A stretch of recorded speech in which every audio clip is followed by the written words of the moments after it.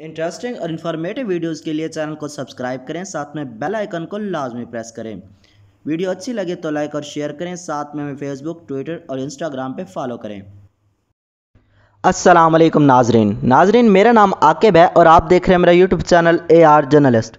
नाजरीन, सिंगापुर के एक शख्स ने अमेरिका में चीन के एजेंट की हैसियत से काम करने का एतराफ़ कर लिया है। ये वाशिंगटन और बीजिंग के माबैन हालिया दिनों में बढ़ते हुए तनाज़े में ताज़ा तरीन पेशरफ्त है।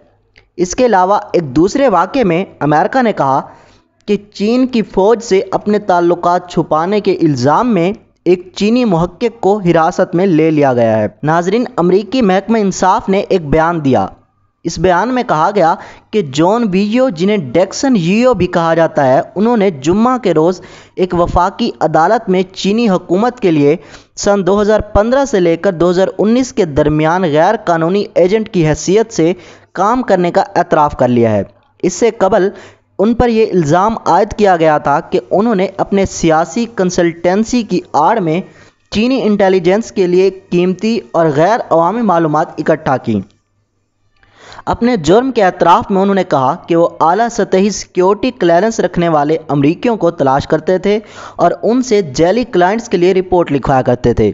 मिस्टर यियो को उस वक्त गिरफ्तार किया गया जब वो सन 2019 में अमेरिका पहुंचे। इस मुहक्किक का नाम अमरीकी ओहदेदारों ने जवान तांग बताया है और वो 37 साल की हैं। वो 4 चीनी शहरियों में शामिल थीं जिन पर रवां हफ्ते के शुरू में चीन की फ़ौज यानी पीपल्स लिबरेशन आर्मी में खिदमात अंजाम देने के बारे में मुबैना तौर पर गलत बयानी करने पर वीज़ा फ्रॉड का इल्ज़ाम आयद किया गया था।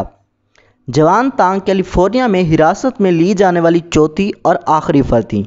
अमेरिका की जानिब से सैन फ्रांसिस्को में वाक़ चीनी कौंसल खाने पर इन्हें पनाह देने का इल्ज़ाम आयद किया गया था। नाजरीन, फौरी तौर पर यह वाज़ेह नहीं किया जा सकता कि इन्हें किस तरह से गिरफ़्तार किया गया था। एसोसिएटेड प्रेस की खबरों के मुताबिक अमरीकी तफ्तीशी इदारे FBI के एजेंट्स ने जवान तांग की चीनी फ़ौजी वर्दी में तस्वीर देखी और ऐसे मज़ामीन का मुताला किया जिनमें उनकी चीनी फ़ौज से वाबस्तगी का इजहार होता था। AP ने यूनिवर्सिटी ऑफ कैलिफोर्निया डेविस के हवाले से बताया कि उन्होंने शोबा रेडिएशन एक्नोलॉजी में विजिटिंग रिसर्चर की अपनी मुलाजमत जून में छोड़ दी थी। इससे कबल चीन ने चेंगडो में अमरीकी कौंसल खाना बंद करने का हुक्म दिया था। नाजरीन, जनूबी मगरबी शहर चेंगडो में अमरीकी सफारती मिशन को बंद करने का फ़ैसला अमरीका के शहर ह्यूस्टन में चीन के कौंसल खाने को बंद करने के जवाब में आया था। अमरीकी वज़ीर ख़ारजा माइक पोम्पियो ने कहा कि ये फ़ैसला इसलिए किया गया क्योंकि चीन दानिशवराना इमलाक चोरी कर रहा था। चीनी वज़ारत ख़ारजा के तर्जुमान वांग वेनबिन ने इसका जवाब देते हुए कहा कि अमरीकी इक़दाम चीन मुखालिफ झूठों का एक पलंदा है और इसमें बिल्कुल भी सच्चाई नहीं है। चीनी सफारतकारों को ह्यूस्टन कौंसल खाने छोड़ने के लिए जो 72 घंटे दिए गए थे, उसकी मियाद जुम्मे को मकामी वक्त के मुताबिक शाम 4 बजे ख़त्म हो गई। नाजरीन, इसके बाद नामा निगारों ने देखा कि ऐसे अफराद जो बाज़ाहिर अमरीकी हुकाम नज़र आते थे, उन्होंने इहाते में दाखिल होने के लिए ज़बरदस्ती दरवाज़ा खोला। अमरीकी महकमा ख़ारजा के महकमा सिफारती सिक्योरिटी के बावर्दी अमले ने दरवाज़े पर हिफाजत के लिए पोजीशन संभाल ली। नाजरीन, दुनिया की 2 बड़ी जोहरी ताकतों के माबैन कई अहम अमूर पर कशीदगी बढ़ती नज़र आ रही है। सदर डोनाल्ड ट्रंप की इंतज़ामिया तिजारत और कोरोना वायरस के वबाई मर्ज़ के मामले पर बीजिंग के साथ मुस्तकिल तसादुम नज़र आ रहा है। इसके अलावा हांगकांग में चीन की जानिब से एक मुतनाज़ा सिक्योरिटी कानून नाफिज किए जाने के मामले में भी दोनों मुल्कों में टकराव है। नाजरीन, इसमें बहुत से अनासर बैक वक्त काम कर रहे हैं। अमरीकी हुकाम ने कोविड-19 के आलमी फैलाव के लिए चीन को मोरदे इल्ज़ाम ठहराया। ख़ुसूसी तौर पर सदर डोनाल्ड ट्रंप ने बग़ैर किसी शवाहिद के ये इल्ज़ाम लगाया है कि ये वायरस वुहान की एक लेबॉरेटरी से निकला है। जवाबी बयान में चीन की वज़ारत ख़ारजा के एक तर्जमान ने भी बग़ैर सबूत पेश किए मार्च में कहा था कि हो सकता है कि अमरीकी फ़ौज ये वायरस वुहान में लाई हो। इसके अलावा अमेरिका और चीन सन 2018 से ही महसूलात की जंग में एक दूसरे के खिलाफ सफ़े आ रहा हैं।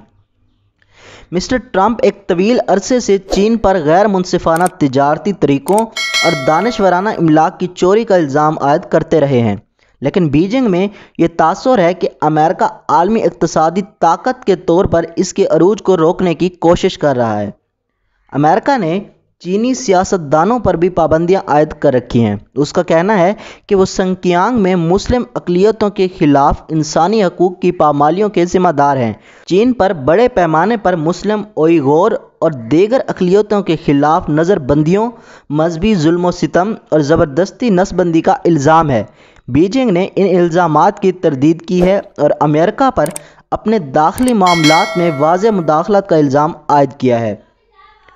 ناظرین، چین کی جانب سے ہانگ کانگ پر ایک وسیع تر سیکیورٹی قانون نافذ کرنا بھی امریکہ اور برطانیہ کے ساتھ تعلقات میں تناؤ کا باعث ہے۔ خیال رہے کہ ہانگ کانگ سن 1997 تک برطانیہ کے زیر انتظام تھا۔